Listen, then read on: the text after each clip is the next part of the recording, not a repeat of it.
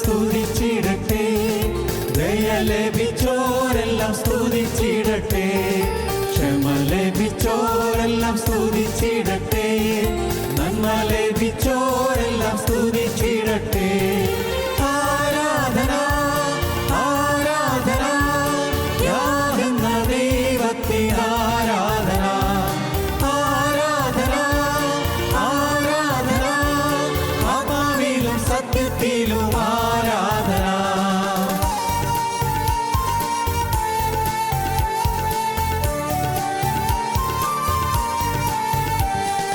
മമ്രയുടെ തോപ്പിലിറങ്ങി വന്ന അബ്രഹാമിൻ ദൈവത്തിന് ആരാധന, മമ്രയുടെ തോപ്പിലിറങ്ങി വന്ന അബ്രഹാമിൻ ദൈവത്തിന് ആരാധന.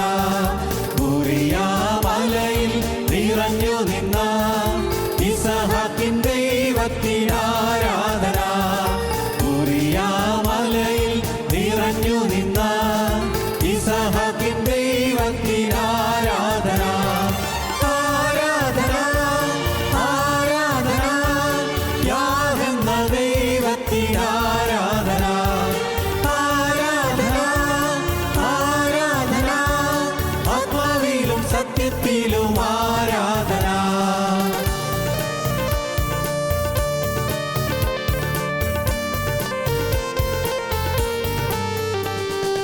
യാക്കോബെന്ന കടവിൽ ഇറങ്ങി വന്ന യാക്കോബിന്റെ ദൈവത്തിന് ആരാധന, യാക്കോബെന്ന കടവിൽ ഇറങ്ങി വന്ന യാക്കോബിന്റെ ദൈവത്തിന് ആരാധന. കാരാഗൃഹത്തിൽ വീര്യപ്രവൃത്തി ചെയ്ത യോസേഫിന്റെ ദൈവത്തിന് ആരാധന, കാരാഗൃഹത്തിൽ വീര്യപ്രവൃത്തി ചെയ്ത യോസേഫിന്റെ ദൈവത്തിന് ആരാധന. ആരാധന ആരാധന യാതെന്ന ദൈവത്തിന് ആരാധന, ആരാധന ആരാധന ആത്മാവിലും സത്യത്തിലും ആരാധന.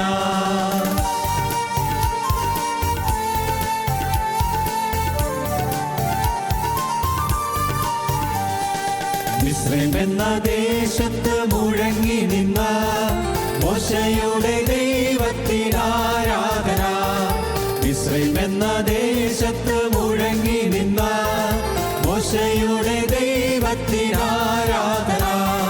മരുഭൂമിയിൽ മന്നദാനം നൽകിയ ഇസ്രായേലിൻ ദൈവത്തിന് ആരാധന, മരുഭൂമിയിൽ മന്നദാനം നൽകിയ ഇസ്രായേലിൻ ദൈവത്തിന് ആരാധന. ആരാധന ആരാധന യാതെന്ന ദൈവത്തിന് ആരാധന, ആരാധന ആരാധന ആത്മാവിലും സത്യത്തിലും ആരാധന.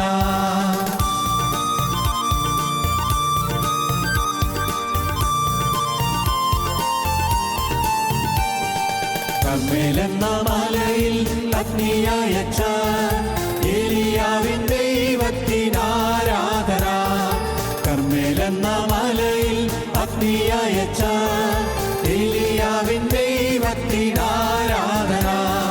സിംഹത്തിന്റെ കുഴിയിൽ ഇറങ്ങി വന്ന ദാനിയേലിൻ ദൈവത്തിന് ആരാധന, സിംഹത്തിന്റെ കുഴിയിൽ ഇറങ്ങി വന്ന ദാനിയേലിൻ ദൈവത്തിന് ആരാധന. ആരാധന ആരാധന യാതെന്ന ദൈവത്തിന് ആരാധന, ആരാധന ആരാധന ആത്മാവിലും സത്യത്തിലും ആരാധന. ആരാധന ആരാധന യാതെന്ന ദൈവത്തിന് ആരാധന, ആരാധന ആരാധന ആത്മാവിലും സത്യത്തിലും ആരാധന. ഞങ്ങളും ക്രൂശിക്കപ്പെട്ട ക്രിസ്തുവിനെ പ്രസംഗിക്കുന്നു. ദൈവത്തിന് സ്തോത്രം. ദൈവത്തിൻ്റെ വലിയ നാമമഹത്വം. വാഗ്ദത്തം എന്നുള്ളതാണല്ലോ നമ്മുടെ വിഷയം. നിങ്ങൾക്കറിയാമല്ലോ, വാഗ്ദത്തം നമുക്ക് ദൈവം ചില വാഗ്ദത്തങ്ങൾ തന്നിട്ടുണ്ട്. അനുഗ്രഹീതമായ ചില വാഗ്ദത്തങ്ങൾ, ഭാവിയിലേക്ക് വിരൽ ചൂണ്ടുന്ന ചില വാഗ്ദത്തങ്ങൾ ദൈവം നമുക്ക് തന്നിട്ടുണ്ട്. ഒന്നാമത്തെ വാഗ്ദത്തം നിത്യജീവൻ തന്നെ.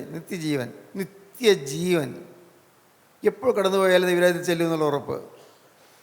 എപ്പോൾ മരിച്ചു പോയാൽ ദൈവരാജ്യത്തിൽ ചെല്ലുമെന്നുള്ള ഉറപ്പ്. നിത്യജീവൻ, നിത്യ സമാധാനം, നിത്യശാന്തി, നിത്യ സ്വർഗതീരം, നിത്യജീവൻ നമുക്ക് ലഭിക്കുന്നുള്ള ഉറപ്പ്. വാഗ്ദത്തം ഒന്നാമത്തേത്. രണ്ടാമത്തേത് ആന്തരികമായ സ്വാതന്ത്ര്യം ലഭിക്കുന്നുള്ളതായ വാഗ്ദത്തമാണ്. സ്വാതന്ത്ര്യം, പാപത്തിൽ നിന്ന് സ്വാതന്ത്ര്യം, ശാപത്തിൽ നിന്ന് സ്വാതന്ത്ര്യം, രോഗത്തിൽ നിന്ന് സ്വാതന്ത്ര്യം, പിശാചിൽ നിന്ന് സ്വാതന്ത്ര്യം, ദുഷ്ടശക്തികളിൽ നിന്ന് സ്വാതന്ത്ര്യം, ദുഷ്ട സാഹചര്യങ്ങളിൽ നിന്ന് സ്വാതന്ത്ര്യം, വിവിധ രീതിയിലുള്ളതായ സ്വാതന്ത്ര്യം, ആന്തരികമായ സ്വാതന്ത്ര്യം നമുക്ക് ലഭിക്കുന്നു. അകത്ത് സ്വാതന്ത്ര്യം ലഭിക്കുന്നു. അകത്തൊരു സ്വാതന്ത്ര്യത്തിൻ്റെ ഒരു വിടുതലിൻ്റെ അനുഭവം. എല്ലാം കൊഴിഞ്ഞു പോയതുപോലെ, ചുമടുകളുണ്ട്, എല്ലാം അങ്ങ് ഊർന്നു പോയതുപോലെ, ഭാരങ്ങളുണ്ട്, എല്ലാം അങ്ങ് മാറിപ്പോയതുപോലെ, ദുഃഖങ്ങളും ആകുലങ്ങളും എല്ലാം ഉണ്ട്. പക്ഷേ ഒരു അതിൽ നല്ലൊരു സ്വാതന്ത്ര്യം കിട്ടുന്നു. പാപത്തിൻ്റെ, കഴിഞ്ഞകാല ജീവിതത്തിലെ പാപത്തിൻ്റെ ചില കെടുതികളുണ്ട്, അതിന് ചില ഓർമ്മകളുണ്ട്, അതെല്ലാം അങ്ങ് മാറിപ്പോകുന്നു. കഴിഞ്ഞകാല പാപങ്ങളെല്ലാം വിട്ടുപോയി എന്നുള്ളൊരു ഉറപ്പ്. പാപത്തിൽ നിന്ന്, ശാപത്തിൽ നിന്ന്, അനേകം ശാപത്തിൽ നിന്ന് ഞാൻ സ്വാതന്ത്ര്യം നമുക്ക് ലഭിക്കുന്നു. മൂന്നാമത്തെ വാഗ്ദത്തം ദൈവത്തിന് പരിശുദ്ധാത്മാവിനെ തരാമെന്നാണ്. പരിശുദ്ധാത്മാവിനെ തരും.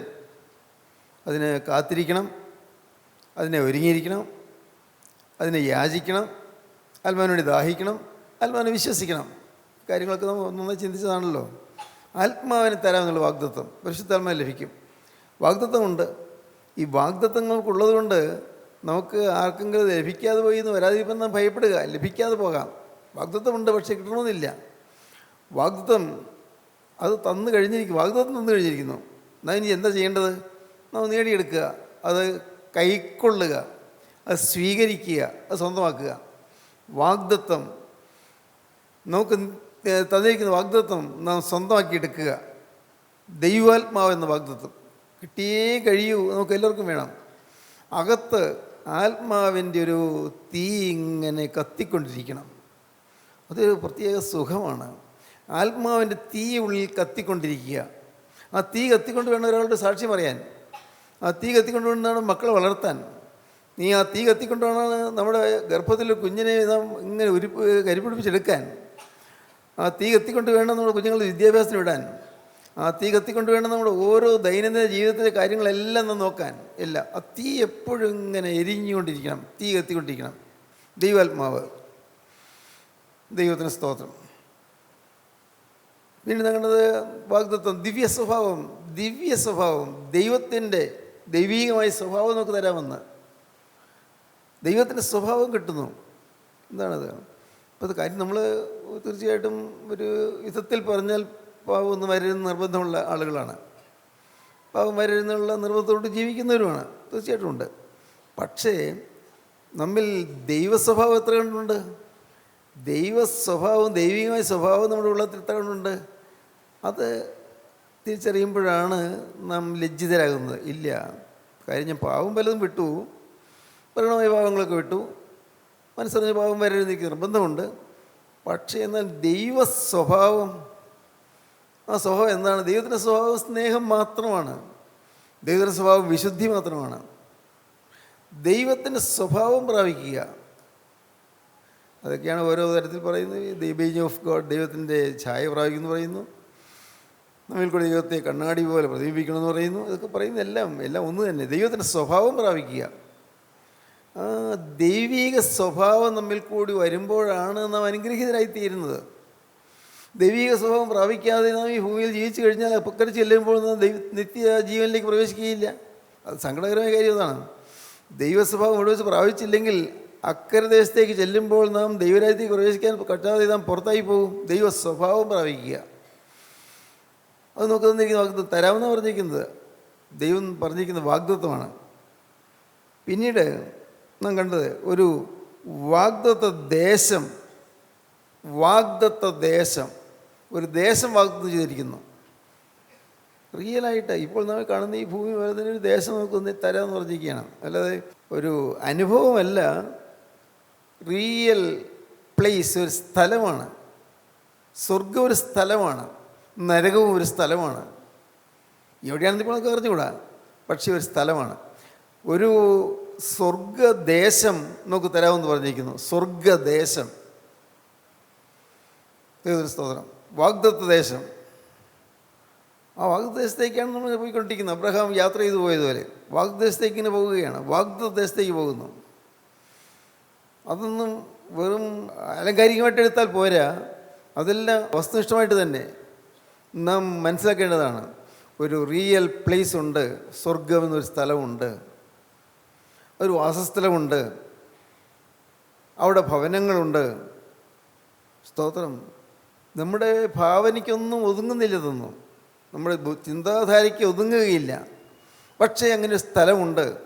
ആ സ്ഥലത്തേക്ക് നാം പ്രയാണം ചെയ്യുകയാണ്. അബ്രഹാമിൻ്റെ ദൈവം വിളിച്ചുകൊണ്ട് പോയതുപോലെ നാം ഒരു വാഗ്ദേശത്തേക്ക് ഇങ്ങനെ പോയിക്കൊണ്ടേയിരിക്കുകയാണ്, യാത്ര ചെയ്യുകയാണ്, തീർത്ഥയാത്രയാണ്. ഈ ഭൗതിക ജീവിതം വാഗ്ദേശത്തേക്കുള്ള യാത്രയാണ്.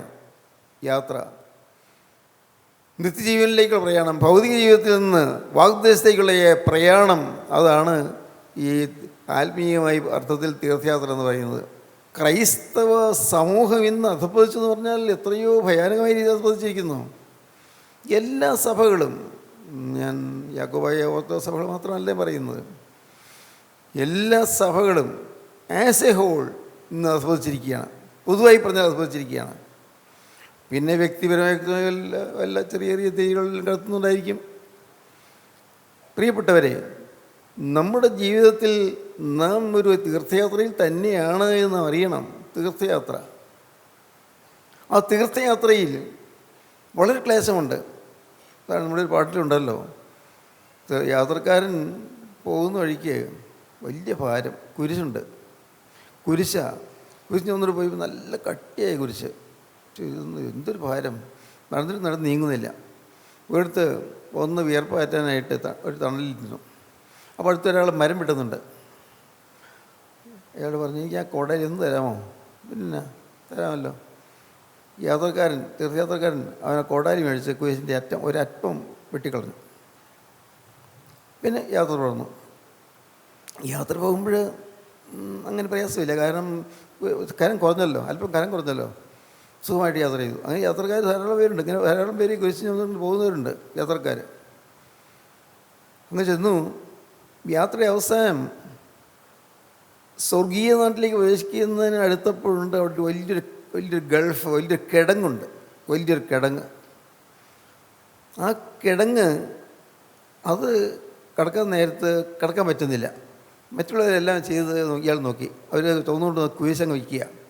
കുരിശങ്ങ് വെച്ചപ്പോൾ കുരിശ് പാലം പോലെ കിട്ടി. ആ പാലത്തിലൂടെ കയറി കടന്നു. കൊള്ളാം. ഇവനും കുരിശെടുത്ത് വെച്ചു. നീ പൊക്കുന്നില്ല, കാരണം മുറിച്ച് കളഞ്ഞു പോയല്ലേ. അയ്യോ കഷ്ടം, ഭാരമാണെന്ന് പറഞ്ഞ് മുറിച്ച് കളയണ്ടായിരുന്നു. ആ കരയുന്നു. ആ പാടുന്നു പാടിയത്. ക്രൂശിന്റെ ഭാരം കുറയ്ക്കുവാനായി നീളം കുറുതാക്കിലോ സ്വർഗത്തുറമുഖത്തെത്തുവാനുള്ളൊരു പാലമതാവുകില്ല.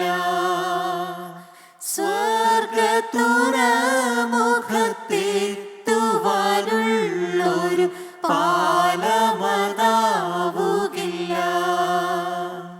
ദൈവത്തിന് സ്തോത്രം. ക്രൂശിൻ്റെ ഭാരം കുറയ്ക്കാൻ നോക്കിയാൽ നഷ്ടമാണ്. ഈ യാത്രയിൽ, അങ്ങ് വാഗ്ദേശത്തേക്കുള്ള യാത്രയിൽ ക്രൂശിൻ്റെ ഭാരം കുറയ്ക്കാൻ നോക്കരുത്. അയ്യോ കഷ്ടപ്പാടാണല്ലോ കർത്താവേ, എന്നാ വേണ്ടേ, അങ്ങനെ ചിന്തിക്കരുത്. സത്യം പറഞ്ഞു തരാം, അനുഭവത്തോടെ ചേർത്താ പറയുന്നത്. കഷ്ടപ്പാടുള്ളത് നല്ലതാണ്,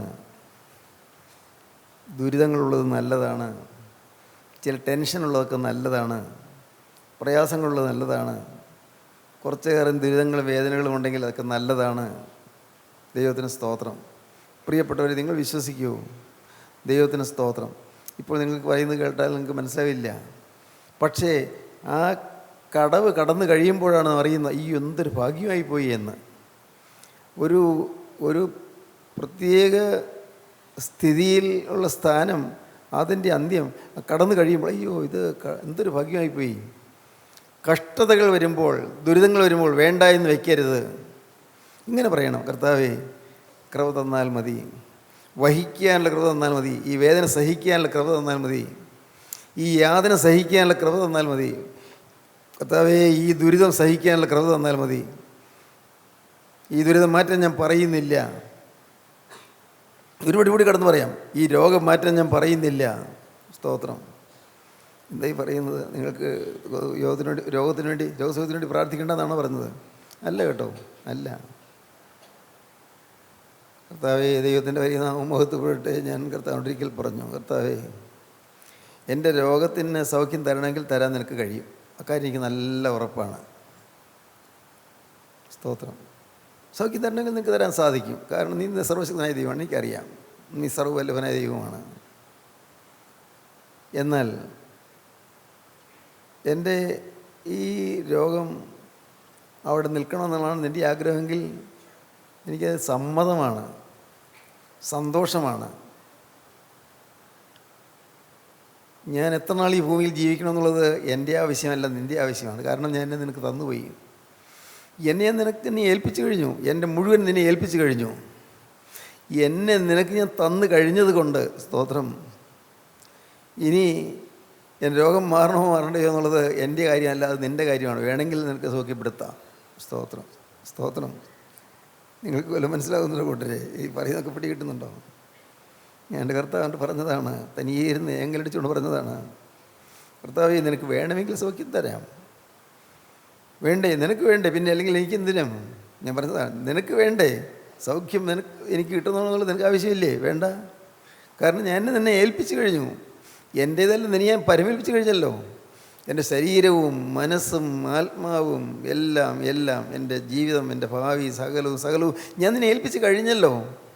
മുഴുവൻ നിൻ്റെ കലയിലേക്ക് ഞാൻ തന്നു കഴിഞ്ഞതല്ലേ. വേണമെങ്കിൽ നിനക്ക് സൗഖ്യമാക്കാം. വേണ്ടേ? വേണമെങ്കിൽ വേണ്ട. നിനക്ക് വേണ്ടെങ്കിൽ എനിക്ക് വേണ്ട. സ്തോത്രം. കർത്താവിൻ്റെ വലിയ നാമം മഹത്വപ്പെടട്ടെ. എൻ്റെ കരുണയുള്ള കർത്താവിൻ്റെ കൃപയാൽ ഇത്രയും വരെ കർത്താവ് നടത്തി, ഐശ്വര്യമായി നടത്തി, സമാധാനമായി നടത്തി, ഇന്നയോളം നടത്തി.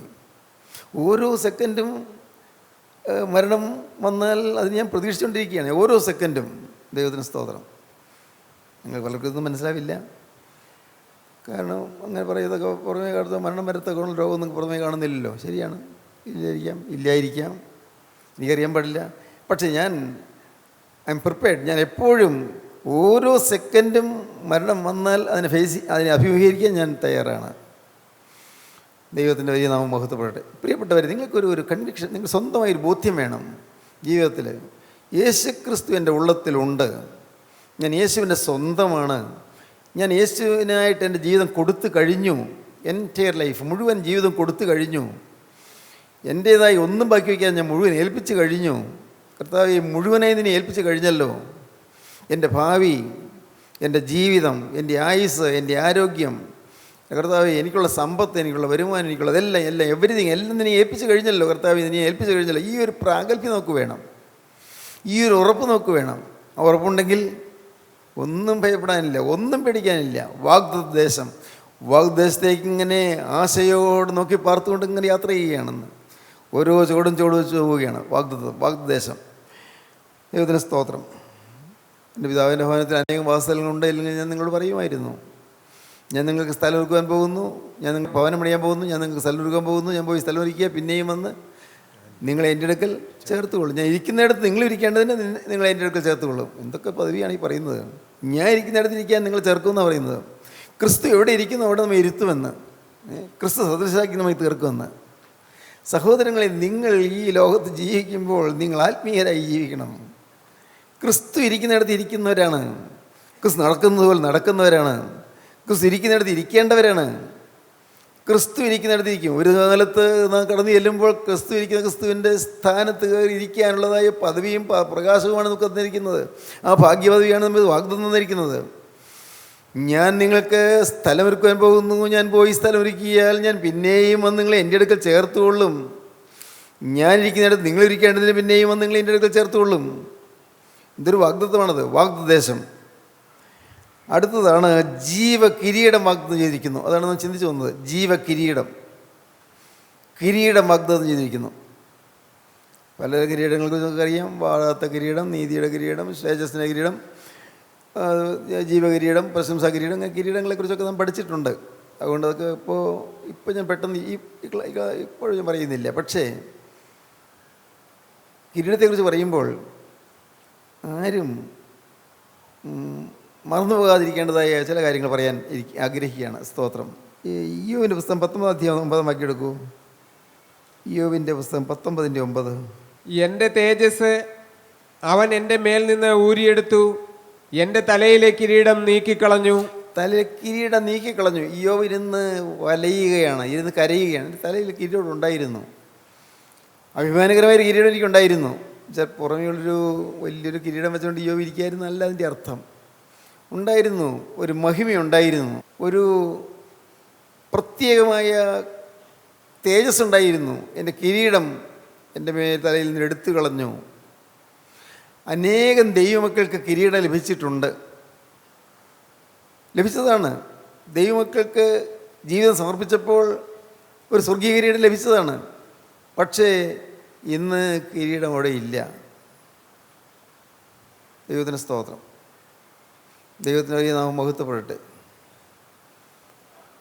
ഒരവസരത്തിൽ ദൈവത്തിൻ്റെ പരിശുദ്ധാത്മാവ് എനിക്ക് ഒരു മോതിരം ഇട്ട് തന്നു എൻ്റെ കയ്യിൽ. എന്ന് പറഞ്ഞാൽ കയ്യിൽ മോതിരമൊന്നും ഉണ്ടായിരുന്നില്ല. വിവാഹമോതിരം പോലും ഞാൻ ഉരിയതാണ്. അത് അതിനോട് താല്പര്യം ഉണ്ടായിരുന്നില്ല, അതുകൊണ്ട് ഉരിയെന്നേ ഉള്ളൂ, മോതിരമില്ല. പക്ഷേ എൻ്റെ കയ്യിലൊരു മോതിരം ഇട്ട് തരുന്നതായിട്ട് ആത്മാവ് കാണിച്ചു തന്നു. എന്നിട്ട് പറഞ്ഞു, മോതിരം കളയരുത് കേട്ടോ എന്ന് പറഞ്ഞു. എന്നിട്ട് എൻ്റെ മനസ്സിൽ ചിന്തയാണ്, എന്താ ഇങ്ങനെ കളയും, ഇത് കളയാൻ സാധ്യത എന്താ, അങ്ങനെയൊക്കെയാണ് പോകാൻ പറ്റുന്നത്. ഞാൻ ചിന്തിക്കുന്നുണ്ട്. ആരോട് ഞാൻ പറഞ്ഞില്ല.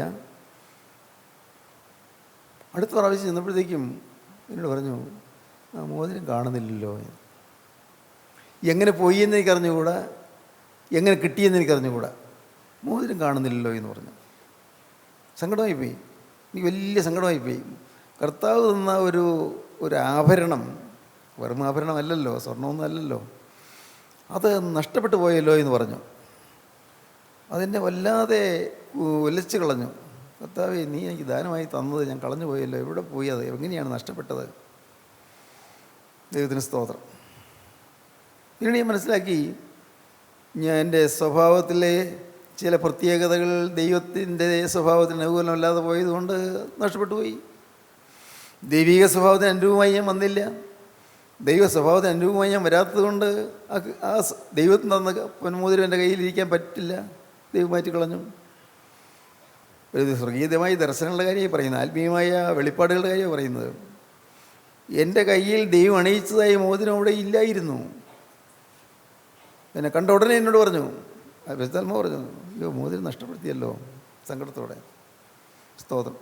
ആരും പറിച്ചൂരി കളഞ്ഞതല്ല. എൻ്റെ സ്വഭാവപ്രകാരം ആ മോതിരം എൻ്റെ കയ്യിലിരിക്കാൻ പറ്റില്ല. എൻ്റെ കയ്യിലായി ആ മോതിരം ചേർന്നിരിക്കാൻ പറ്റാത്ത വിധത്തിൽ എൻ്റെ സ്വഭാവം ഇനിയും മാറ്റം വരേണ്ടിയിരിക്കുന്നു. മാറ്റം വരാത്തത് കൊണ്ടാണ് ആ മോതിരം പോയത്. സ്വഭാവം, അതിലെൻ്റെ സെൽഫ്, എൻ്റെ സ്വയമുണ്ട്, എൻ്റെ ഈഗോയുണ്ട്, എൻ്റെ അഹന്തയുണ്ട്, എൻ്റെ പ്രശംസയുണ്ട്. എപ്പോഴും അയ്യോ മോതിരം പോയോ എന്നുള്ള ചിന്ത എനിക്ക് വരും. അപ്പോൾ പോയായിരിക്കുമോ എന്ന് ചിന്ത വരും. അതും തെറ്റാണ്, വിശ്വാസമില്ല. പല പല കാര്യങ്ങൾ എൻ്റെ പിന്നിലുണ്ട്. ഞാൻ പിന്നെ ഇതെല്ലാം മനസ്സിലാക്കി എന്തുകൊണ്ടാണ് നഷ്ടപ്പെട്ടതെന്ന്. ദൈവത്തിന് സ്തോത്രം. ഓരോരുത്തർക്കും കർത്താവ് ഒരു കിരീടം വെച്ച് തന്നിട്ടുണ്ട്. കിരീടം, ജീവിതം കർത്താവിന് സമർപ്പിക്കുമ്പോൾ ഒരു കിരീടം നമുക്ക് വെച്ച് തന്നിട്ടുണ്ട്.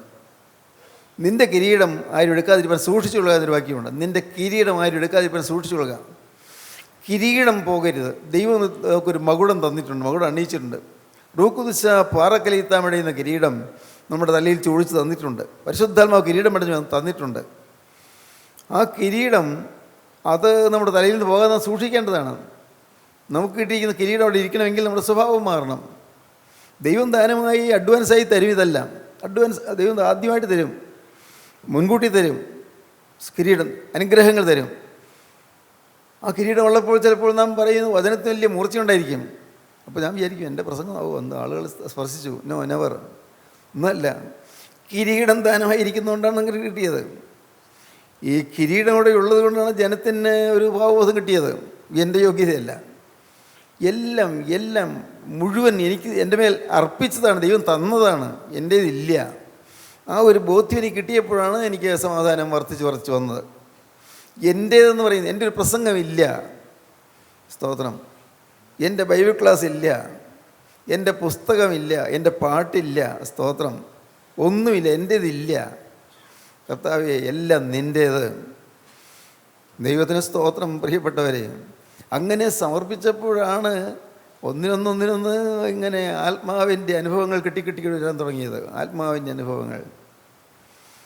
ദൈവത്തിൻ്റെ വലിയ നാമം മഹത്വപ്പെടും. നിങ്ങൾ ഓർക്കൂ, നിങ്ങൾ ഓരോരുത്തരും ഇന്ന് കിരീടം നിങ്ങളുടെ തലമേൽ കെട്ടി കിരീടം നഷ്ടപ്പെടാതിരിക്കാൻ നോക്കുക. അല്ല, കിരീടമില്ലേ, കിരീടം കിട്ടുവാൻ നിങ്ങൾ ശ്രമിക്കുക. വേറെ ഒന്നും വേണ്ട, ഒരു സമ്പൂർണ്ണ സമർപ്പണം മാത്രം. കർത്താവേ, ഇനി എനിക്ക് എൻ്റേതെന്ന് പറയാൻ ഒന്നുമില്ല. കർത്താവേ, എൻ്റെ ശുശ്രൂഷയില്ല, എൻ്റെ വേലയില്ല, കർത്താവേ, എൻ്റെ കഴിവില്ല, എൻ്റെ പ്രാഗൽഭ്യമില്ല, എൻ്റെ പാരമ്പര്യമില്ല, സ്തോത്രം. കർത്താവേ, എൻ്റെ പരിശീലനമില്ല, ഒന്നുമില്ല. കർത്താവേ, ആകെയുള്ളത് ഞാനെന്ന് പറയുന്ന വ്യക്തി നീ വിലയ്ക്ക് വാങ്ങിയ നിൻ്റെ സ്വന്തം ആൾ മാത്രം, സ്വന്തം വ്യക്തി, നിൻ്റേത് മാത്രം, എൻ്റെ ഇനി ഒന്നുമില്ല.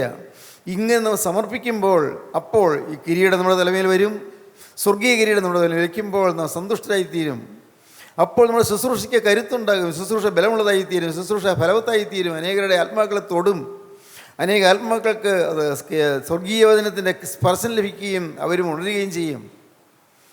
നിങ്ങൾ ഇടപെടുന്ന വീട്ടിൽ നിങ്ങൾക്ക് സമാധാനം ഉണ്ടാക്കാൻ സാധിക്കും. കുഞ്ഞുങ്ങൾക്ക് സമാധാനം കൊടുക്കാൻ സാധിക്കും. ഭർത്താവിന് സമാധാനം കൊടുക്കാൻ സാധിക്കും. ഭാര്യയ്ക്ക് സന്തോഷം കൊടുക്കാൻ സാധിക്കും. നിങ്ങളുടെ മാതാപിതാക്കൾക്ക് ആശ്വാസം കൊടുക്കാൻ സാധിക്കും. നിങ്ങളുടെ മേലെ കിരീടം ഉണ്ടായിരിക്കും, ആത്മാവിൻ്റെ കിരീടം ശിരസിൽ. പരിശുദ്ധാത്മാവിന്റെ കിരീടം വഹിച്ചുകൊണ്ട് നിൽക്കുക. സ്തോത്രം. നിത്യനായ ദൈവം തരുന്ന കിരീടം വഹിച്ചുകൊണ്ട് നിൽക്കുക. ജീവനുള്ള ദൈവമേ, കരുണയുള്ള കർത്താവേ, അവിടെ നിങ്ങളുടെ കൂടെ തന്നെ ഉള്ളതിനായി സ്തോത്രം. നിസ്സാരരായ ഞങ്ങളോടുകൂടെ വസിപ്പാൻ തക്കവണ്ണം തിരുമനസ്സായ കൃപയ്ക്കായി സ്തോത്രം. അത് എല്ലാവരെയും തൊട്ടതിനായി സ്തോത്രം. ആവശ്യക്കാരെ അനുഗ്രഹിച്ചതിനായി സ്തോത്രം. സമാധാനം നൽകിയതിനായി സ്തോത്രം. രോഗസൗഖ്യം തന്നതിനായി സ്തോത്രം. അത്ഭുതകരമായ അനുഗ്രഹങ്ങൾ തന്നതിനായി സ്തോത്രം. എല്ലാ നന്മകൾക്കായും സ്തോത്രം. രണ്ടാമത് വരവിന് വേണ്ടി ഞങ്ങളെ ഒരുക്കണമപ്പാ. യേശുവിൻ നാമത്തിൽ തന്നെ ആമേൻ.